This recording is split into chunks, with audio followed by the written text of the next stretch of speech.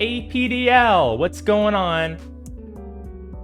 Sauce here, bringing you APDL Grand Finals action against someone who, I don't know if you got spoiled by the thumbnail, or by the news, or by the hype, or the fact that you've already seen the game. But we have the commish himself, Noah, aka Ark, coming in, and my goodness, we have quite the challenge ahead of us, because throughout APDL's history, at least my history through the league, there's been some few notable players that have given me trouble.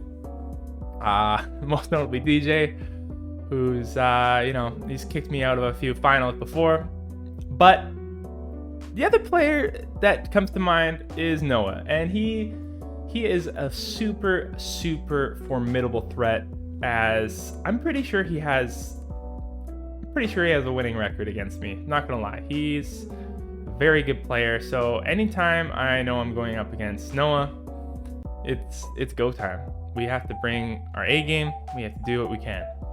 So this game was definitely one to remember, and yeah, it was just very intense, as it should be. Grand finals, everything's on the line. Winner takes all. This shows who gets to be called the champ of these little misfits, so it's all on the line.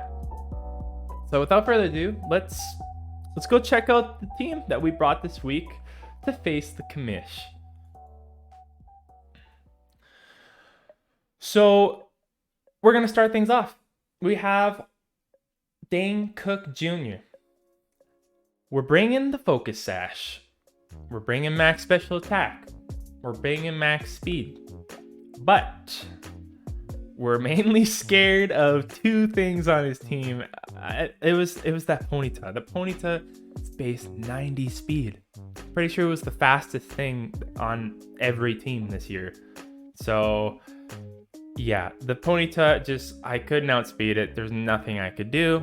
And so I had to prepare for it to be scarfed just in case. So there's no way Helioptile outspeeds that. So we opt for the Sash just to give ourselves a chance. We're starting off with Glare, Surf for the Golett, Sandile, stuff like that, Scorbunny, Thunderbolt because Stab and that Mantike hates it, and U-Turn because, we thought about Volt Switch, but with the Focus Sash and against Sandile and Skiddo, things like that, U-Turn is actually doing some decent damage. So it's not that bad of a move to bring. So we have the hasty nature just so we can have that little bit of attack still enough. But yeah, fun fact about Glare, it goes through Golett as a normal move, which is very cool, and it's 100% accurate. So it's a nice little tech that we get over the standard Thunder Wave, which is nice, because I was fearing the Golett. So this was most likely going to be my lead, as we could just U-turn out of anything, or surf the Golett, or if you wanted to scarf Ponyta or anything, we would get that 100% Glare, cripple it, and then be able to outspeed it and just U-turn out of there. So that is the game plan with Dane Cook Jr. Next to the right is Big Ol' Stank. Honestly, Grimer-Alola this season has been a beast. Poison Dark type is disgustingly good. It is so good. I love this typing. I think it's very good. He has access to Knockoff, which is amazing. It's Stab, Fire Punch for the Skiddo and for the Ponyard, as well as having Thunder Punch again for the Mantike, and Shadow Sneak, which is our lifesaver, because we all know Grimer-Alola, terrible speed, but pretty decent priority. And so this is our main answer against Ponyta, because if we happen to get into a situation where we know it's going to outspeed us, it's probably going to want to hit us with a high horsepower, we can just Shadow Sneak, and we're guaranteed that priority, and it doesn't learn it.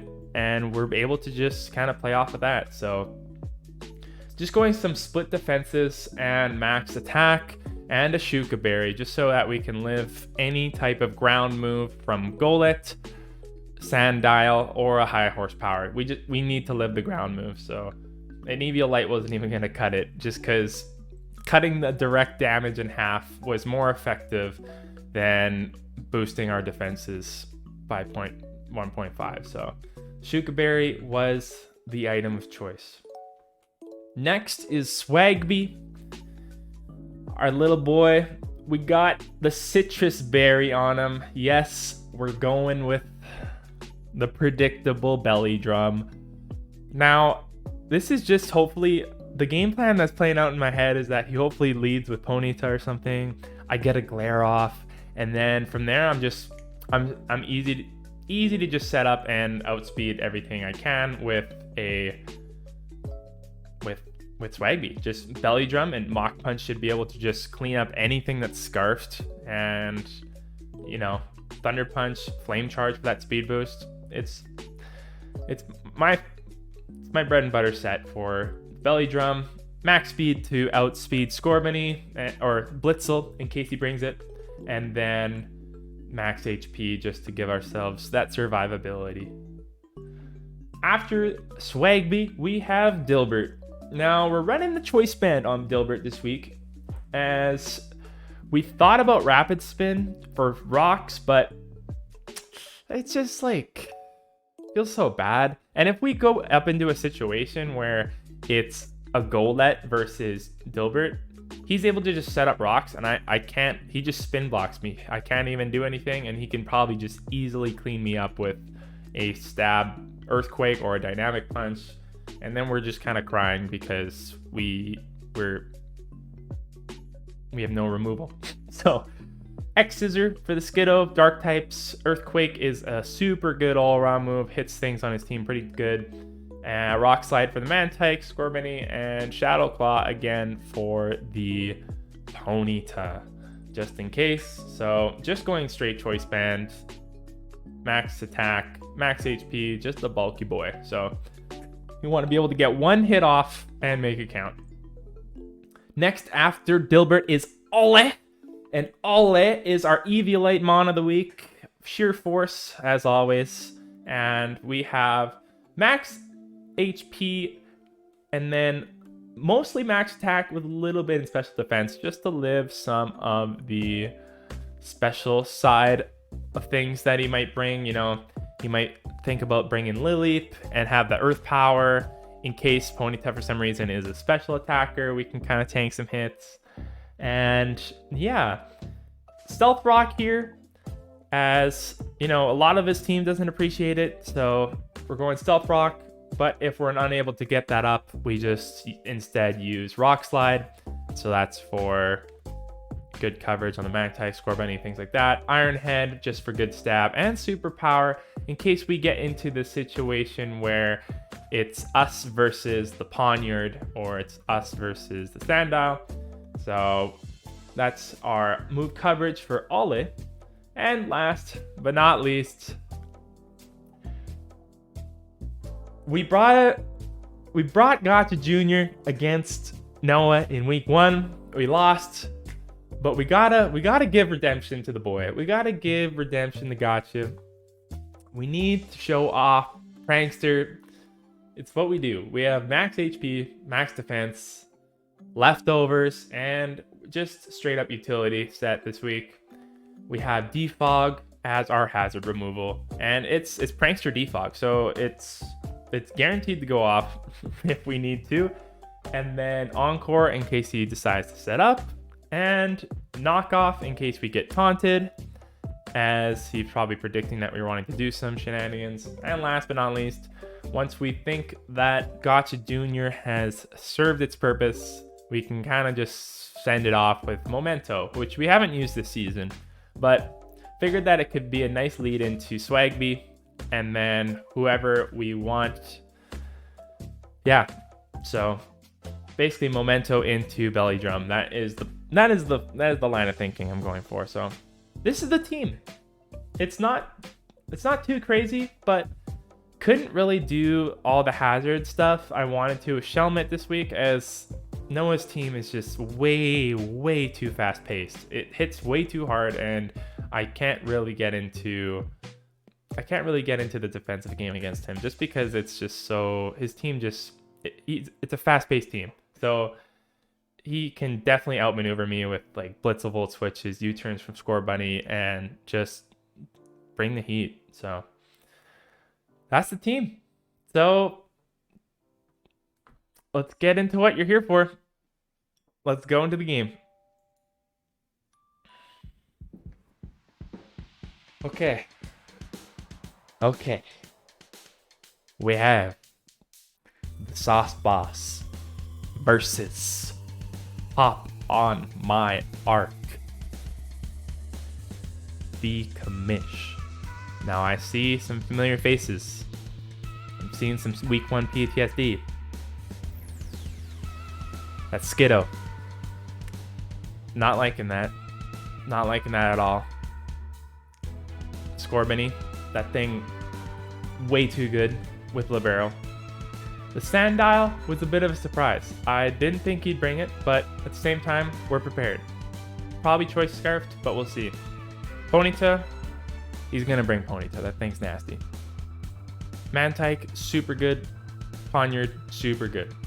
Now, surprised that we're not seeing Lily, but, or Golett. The fact that Golett's not here is like,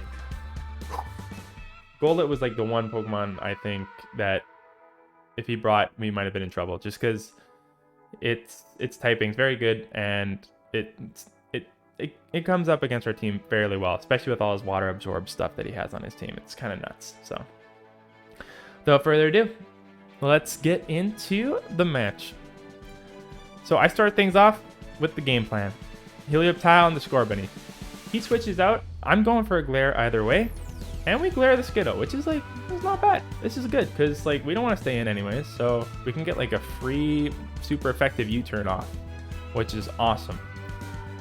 So we go into basically our only answer here, because we don't really want to take any hits with Magby, and we're kind of fearing the Hidden Power Poison and anything else from Cottonee. So there's nothing really we want to do or have that, you know, gets leech seeded and stuff. So in comes the Bulldoze though, and we eat that right away with our Shuka Berry. So kind of, it's like okay.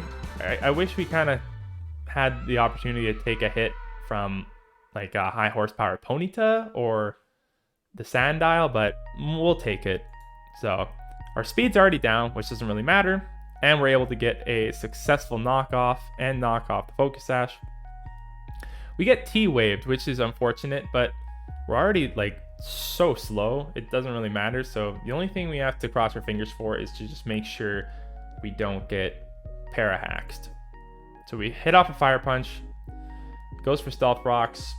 I'm just gonna clean it up, go for another Fire Punch here, just play it safe. I was thinking about doing Thunder Punch, thinking that he might want it to preserve Ponyard here, just because I didn't know its full move set.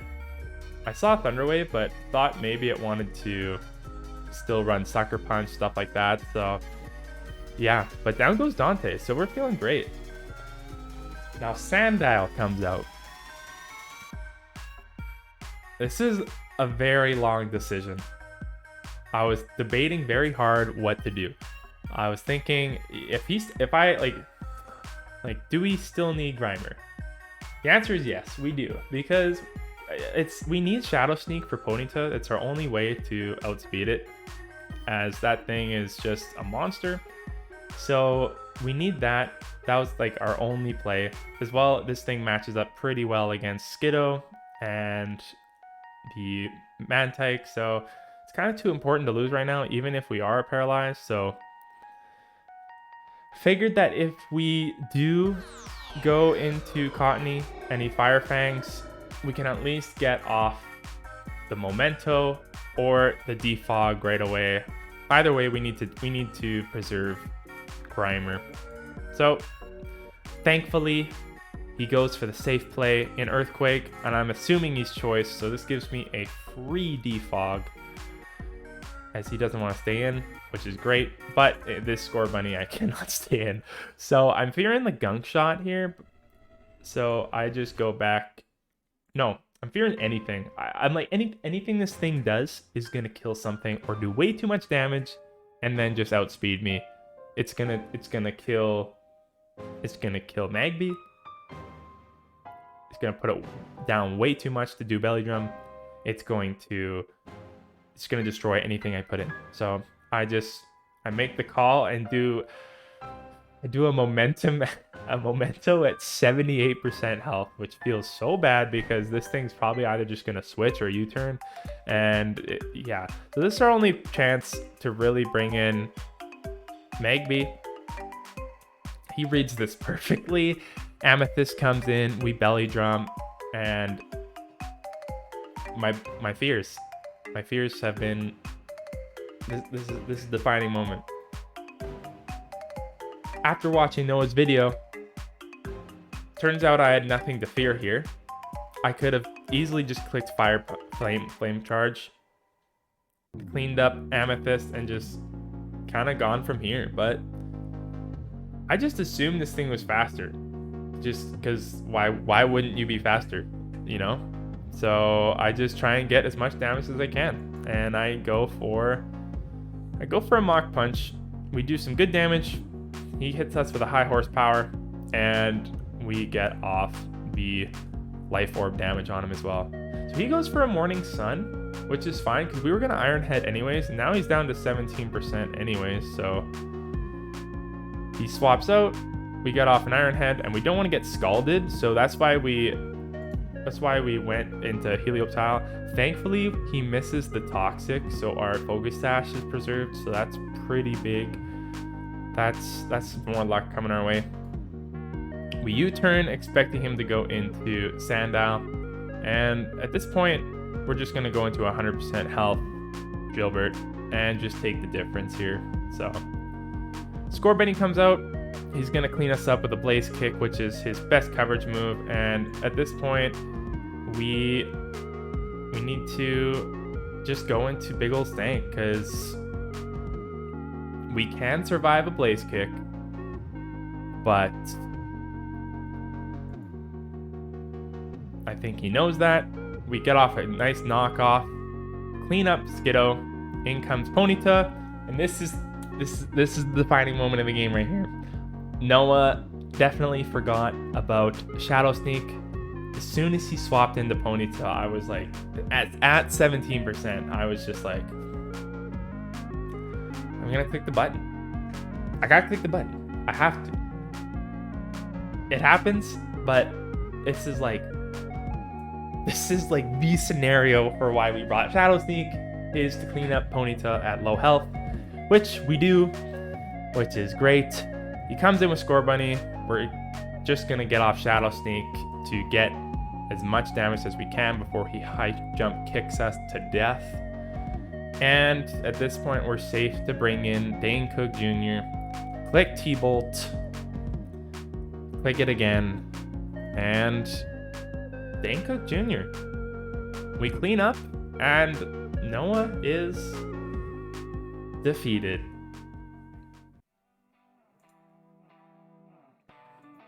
So that was GG's to you, Noah.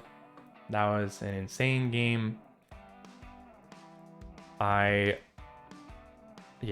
It was honestly very back and forth. There were times where you completely outplayed me, especially with that whole Cottonee Magby scenario. You read me like a book, but I got a bit lucky with the Thunder Wave not proccing on Grimer, as well as some luck with the Toxics here and there and things like that. But overall, GG's. You had a very good season, probably your best one yet.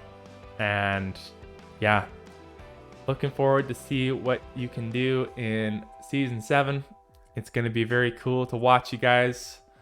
I'm just going to take a bit here to talk about the season and kind of digest how I'm feeling about,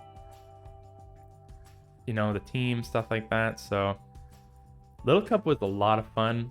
Thought that it was it started off like just kind of like gimmicky, you know, like, oh, look at these little dudes go. But the more and more you started to go into it, it was actually like started getting highly competitive, but in like a very fun way, just because there's so many limited options that you could choose from, but in like a very niche way. It was almost like that NU-PU tier again, but just for like these faces that you never really see, and with abilities you don't think of. And honestly, it was a nice palate cleanser, and like probably one of my favorite seasons, to be honest. So it was kind of a joy to be able to, you know, draft our former picks and just like get the baby versions of them and hang out. And yeah, so very cool stuff. So with this, we get three in a row, and this makes us have this basically has solidified a little bit of the Kalamazoo dynasty here. I'd say we've made 6 out of the 7 finals, won 3 back to back after getting our ass handed to us by DJ in the first few seasons, and then climbing up to where we are now. So yeah, very cool stuff. I mean, doubles, just wanted to take a break here just to, like,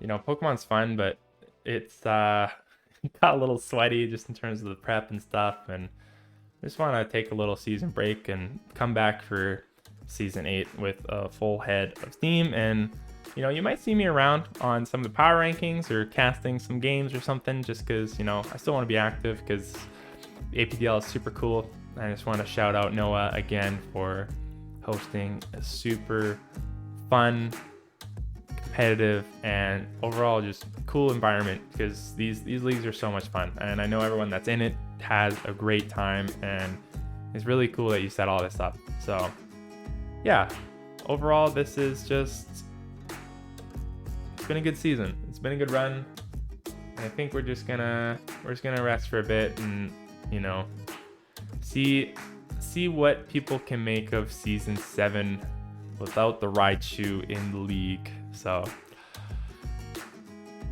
APDL, you will be missed, but we will be back.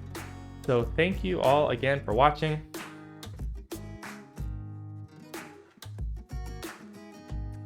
Watching us, the boys.